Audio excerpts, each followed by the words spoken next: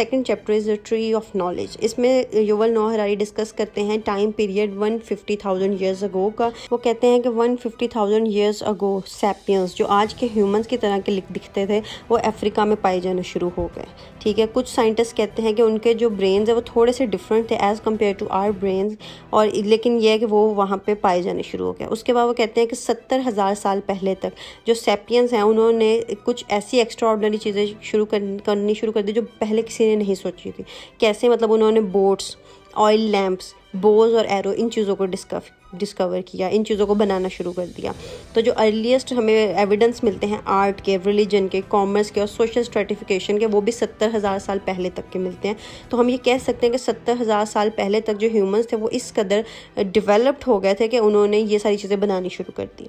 इसी तरह साइंटिस्ट कहते हैं कि जो एक रैंडम जेनेटिक म्यूटेशन हुई जिसकी वजह से जो सैपियंस का ब्रेन है उन्होंने काम करना शुरू कर दिया, और इसको वो एक मैसिव कॉग्निटिव लीप कहते हैं, और इसी को हरारी ने कॉग्निटिव रेवोल्यूशन का, मतलब कि अकॉर्डिंग टू साइंटिस्ट एक जीन म्यूटेशन हुई जिससे इंसानों के जो दिमाग थे वो बहुत तेज़ चलना शुरू हो गया और उन्होंने ये सब कुछ बना दिया। उसके बाद हरारी लिखते हैं कि जितने भी एनिमल्स थे उनको बातचीत करना आती थी, उनको कम्युनिकेशन करना आती थी।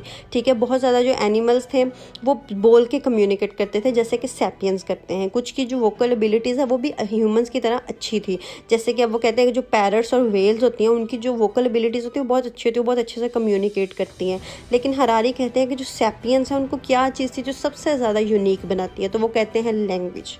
इसी पर मेरा एक पॉइंट है, एक आउट ऑफ द बुक एक चीज़ है कि जब आप अगर कहीं पे भी रिलीजियसली भी किसी बहुत बड़े स्कॉलर को बात करें ना, तो वो आपको बताएंगे कि जो इंसान है ना उनके पास जो सबसे एक यूनिक एबिलिटी है ना वो है ज़ुबान, अहले ज़ुबान।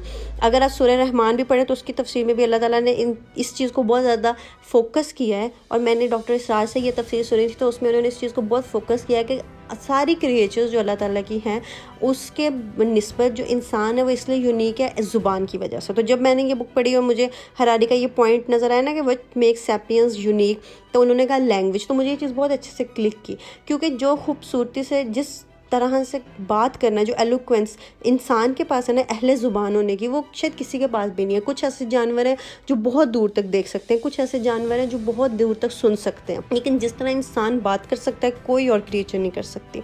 सो ये एक अलहदा से टेक था। Okay, so just a general information.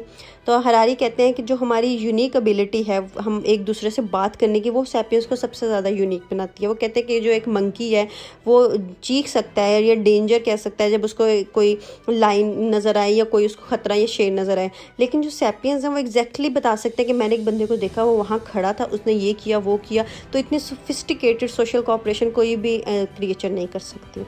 तो हरारी कहते हैं कि जो सैपियंस हैं वो ट्रूली यूनिक है अपनी एबिलिटी टू कम्युनिकेट की वजह से। और यहाँ से उन्होंने एक नया पॉइंट निकाला है फिक्शन, कि वो कहते हैं कि ह्यूमंस क्या कम्युनिकेट करते हैं। तो उन्होंने कहा कि फिक्शन मतलब वो कुछ भी ऑब्जर्व करते हैं तो वो उसको लेजेंड्स और मिथ्स के साथ बनाते हैं, और यहीं से वो हरारी कहते हैं कि कंसेप्ट ऑफ गॉड्स और कंसेप्ट ऑफ रिलीजन आया, क्योंकि जो मिथ्स जो इंसान बना सकता था ना स्टोरीज, वो कोई भी नहीं बना सकता था।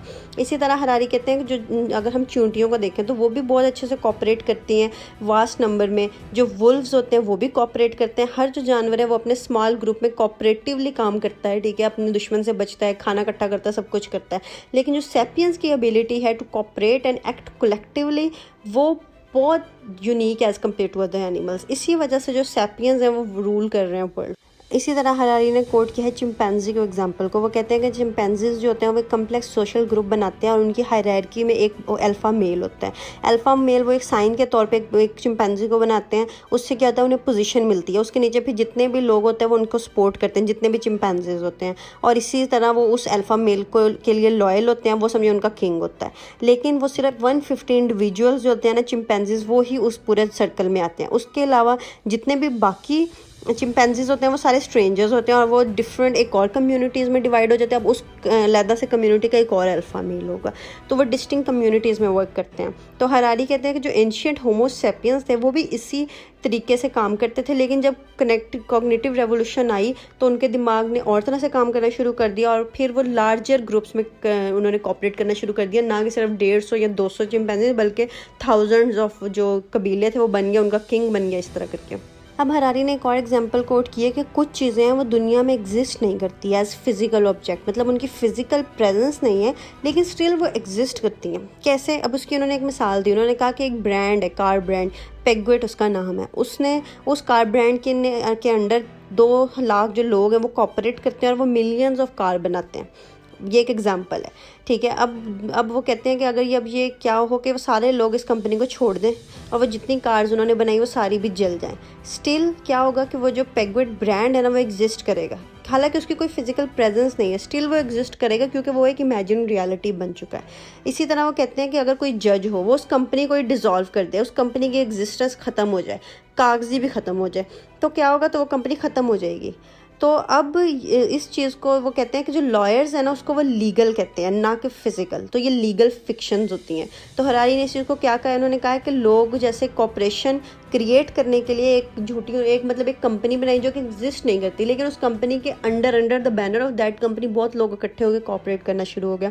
तो वो कहते हैं इसी सेम वे में जो प्रीस्ट थे या जो सॉर्सरर्स थे, जो पंडित थे, जो फादर्स या जो पॉप्स थे, उन सब ने क्या किया? गॉड्स और डेमन्स बना दिए, ठीक है। उन्होंने कहा कि उन्होंने कुछ ऐसी स्टोरीज बनाई जिससे लोगों ने उनको बिलीव करना शुरू कर दिया, और इस कम्प्लेक्स इमेजिन रियलिटीज़ के अंदर लोगों ने जब कॉपरेट किया तो वो एक दूसरे के साथ कॉपरेट करने पे मजबूर हो गए, एक रिलीजन्स बन गए, ठीक है। लोगों की डिफरेंट, क्रिश्चियन है, एक क्रिश्चियन की हमेशा मदद करेगा क्योंकि उनकी इमेजिन रियलिटी सेम है। तो ये एक जो चीज़ है, एक पॉइंट दिया है हरारी ने। अब हरारी कहते हैं कि जो हमारी फिक्शन है, अगर हम अपनी फिक्शन को चेंज करें तो हमारा जो वे है ना ह्यूमन कॉपरेशन का, वो भी चेंज हो जाएगा। इसकी उन्होंने क्या मिसाल दी? उन्होंने कहा कि 1789 में जो फ्रेंच पॉपुलेशन है उन्होंने बस सोचा कि पहले वो उन्हें लगता था कि जो किंग है ना उसके पास डिवाइन राइट है टू रूल। किंग्स ने अपने नीचे लोगों को ये बताया था कि अल्लाह ताला ने ही उनको ये दे के भेजा है कि उन्होंने इन सब लोगों पे हुक्मरानी करनी है, तो इसलिए वो किंग्स हैं, ठीक है। फ्रेंच एम्परर्स को लोग एक क्रिश्चियनिटी में या कैथोलिक्स जो थे वो इसी चीज़ को हमेशा से मानते रहे कि जो हमारे किंग्स हैं ना उनके पास डिवाइन राइट है, ऊपर से अल्लाह ताला ने उनको बताया कि आप लोगों ने इन सब पर रूल करना है। तो इसी बेस पे फ्रेंच पॉपुलेशन ने पूरी ज़िंदगी गुजार दी, लेकिन 1789 में उन्होंने अपनी इमेजिन रियलिटीज़ को चेंज कर दिया, अपनी फिक्शन को चेंज कर दिया। जो वो पहले मानते थे कि हमें ये जो किंग है इसके पास डिवाइन राइट है हमें रूल करने का, उन्होंने कहा नहीं, इससे बल्कि उन्होंने क्या कहा? उन्होंने कहा पीपल शुड रूल देमसेल्फ, हमें डेमोक्रेसी चाहिए, हमें एम्पायर नहीं चाहिए। फ्रेंच रेवोल्यूशन आ गई। इसी तरह हरारी ने ये एक एग्जांपल दिया कि कैसे अपनी फिक्शन को चेंज करने से ह्यूमन का जो वे ऑफ कॉपरेशन है, वही लोग जो चुप करके हर तरह का किंग का जुल्म बर्दाश्त करने के लिए तैयार थे, जिन्हें ज़ार्स कहते हैं, फ्रेंच ज़ार्स, वो सारे उस चीज़ को ख़त्म हो गया। इसी तरह वो हरारी कहते हैं कि जो दूसरे एनिमल स्पीशीज़ हैं वो अपनी सोशल बिहेवियर्स को किसी म्यूटेशन के अलावा चेंज नहीं कर सकते। जैसे कि अब जो चिंपैंजीज हैं वो डिसाइड नहीं कर सकते कि वो अब उन्हें अल्फ़ा मेल नहीं चाहिए, वो खुद ही अपने आप को रूल करेंगे। इसी तरह हरारी कहते हैं कि जो अर्ली होमो स्पीशीज़ थे वो भी इसी तरह फंक्शन करते थे। उनको नहीं पता था कि कैसे उन्होंने अपने जो ऊपर किंग है या जो भी डिवाइन रूल है उसको वो निगेट भी कर सकते हैं। लेकिन जब उनकी कॉग्निटिव रेवोल्यूशन आई, जब उन्होंने सोचना शुरू किया तो सब कुछ चेंज हो गया। अब इसी तरह हरारी कहते हैं कि यही वजह है कि जो होमो सैपियंस हैं वो सुपीरियर हैं एज़ कम्पेयर टू नियंडरथल्स, क्योंकि जो नियंडरथल्स हैं वो ज़्यादा स्ट्रॉन्ग थे, लेकिन उनकी जो सोशल कोऑर्डिनेशन थी वो ऐसी नहीं थी जैसे कि आजकल के सैपियंस की है। इसके अलावा हरारी ने इस चैप्टर में ये डिस्कस किया है कि जो इमेजिन रियलिटीज़ और एसोसिएटिव बिहेवियर्स होते हैं उन्हीं को हम जब एक सोसाइटी में आने लग जाते हैं तो वही उस सोसाइटी का कल्चर हो जाता है। तो वो कहते हैं कि कल्चर भी एक बहुत इंपॉर्टेंट पार्ट होता है हर सोसाइटी का, वो उसको बताता है कि उसने कैसे कोऑपरेट करना है। इसी वजह से कल्चर एक बहुत इंपॉर्टेंट पार्ट था।